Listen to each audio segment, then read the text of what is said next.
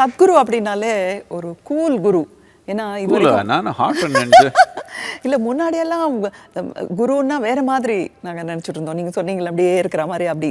ஆனால் நீங்கள் வந்து பைக் ஓட்டுறீங்க, கார் ஓட்டுறீங்க, பைக்லேயே உலகம் ஃபுல்லாக சுற்றி வர்றீங்க, ஹெலிகாப்டர் ஓட்டுறீங்க, போலோ விளையாடுறீங்க, இது கால்ஃப் ஆடுறீங்க, எல்லா மாதிரி விளையாட்டுகளும் ஆடிட்டு இருக்கீங்க. ஆனால் அந்த தாடி நிறைய இருக்குது, இன்னும் இருக்குது. ஆனால் தாடி மட்டும் எப்படி அது பழைய குரு மாதிரி இருக்கே? உங்க டாக்டர் ராதே வந்து அப்ஜெக்ட் பண்ண மாட்டாங்களா இந்த தாடிக்கு? என்ன சுவாசினி, இது புரியல உங்களுக்கு? நான் எங்க அப்பா தாடி ஃபர்ஸ்ட் வச்சப்போ வேண்டவே வேண்டாம்னு சொன்னேன். அவர் வச்சாங்க, அவர் ஆக்டர் இருக்கலாம், அவர் வச்சாங்க, எடுத்துட்டாங்க. நான் ஒன்றும் பண்ணல, இது தானே வளர்ந்துச்சேன். இது எல்லாம் ஆண் முகத்துலேயும் வளருது. யார் யார் எடுத்தாங்களோ நீங்கள் அவர் கேட்கணும், எதுக்கு எடுத்தாங்கன்னு. என்ன கேட்குறீங்களே, நான் ஒன்றும் பண்ணலையே.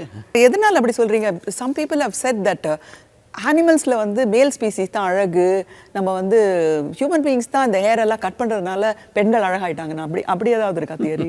ஒருத்தர் சொன்னார் என்கிட்ட. இருக்கலாம், சொல்லிக்கலாம். அவர் இயற்கையில் உங்களுக்குள்ள தேவையில்லாதது எதுவும் வரல. என்னத்துக்குன்னா, நீங்கள் இந்த பரிமாணத்தை செய்யல, நீங்கள் மனிதனன்றவங்க எல்லாத்துக்கும் உயர்ந்த ப்ராடக்ட் உண்மைதானே? தேவையில்லாதது எது போடல உங்களுக்குள்ள.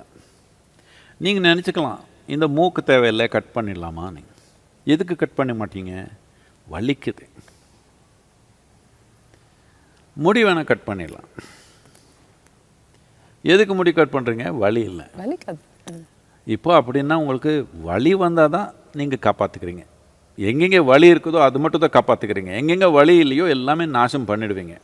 இதனால தான் இன்னொரு உயிர் நாசம் பண்ணுறீங்க. என்னத்துக்குன்னா உங்களுக்கு வலி தெரியல. அந்த மாதிரி முறையில் இருக்கிறாங்க மக்கள். தேவையில்லாத இதை கொடுத்ததா இயற்கை உங்களுக்கு ஏதோ ஒரு தன்மை இருக்கணும் தானே அதுக்கு. இப்போ நாம் பிரம்மச்சரி எல்லாமே அமாவாசைக்கு முன்னாடி ஒரு நாள், அதுக்கு சிவராத்திரின்னு சொல்லுவோம். அந்த சிவராத்திரியில் எல்லாம் முடி எடுத்துக்கிறாங்க. இது ஃபேஷனுக்காக எடுக்கலை அவர். இல்லை அவர் யாரோ சுத்தம் இருக்கிறவங்க அவருக்கு முடி பிடிக்கலன்னு அவர் எடுக்கலை. அதுக்கு ஒரு விஞ்ஞானம் இருக்குது. முடி எடுத்தால் என்ன ஆகுது, நம்ம சக்திக்கு எப்படி ஓடுது, அந்த நாள் என்ன பண்ணணும் நாம, அதுக்கு ஒரு விஞ்ஞானம் இருக்குது. அது புரிஞ்சதுனால அந்த குறிப்பிட்ட நாள் அந்த டைமில் எடுப்பாங்க. கரெக்டாக எடுக்காமல் இருந்தால் என்ன விஞ்ஞானம், என்ன நடக்குது உடல்லன்னு அது நாம் புரிஞ்சுருக்கிறோம். விஞ்ஞானம் தானா? அதுக்கு ஒன்று இருக்குது. விஞ்ஞானம் இல்லை, இயற்கை. எதுக்கு இயற்கை இது கொடுத்தது? அதுக்கு ஒரு செயல் இருக்குது.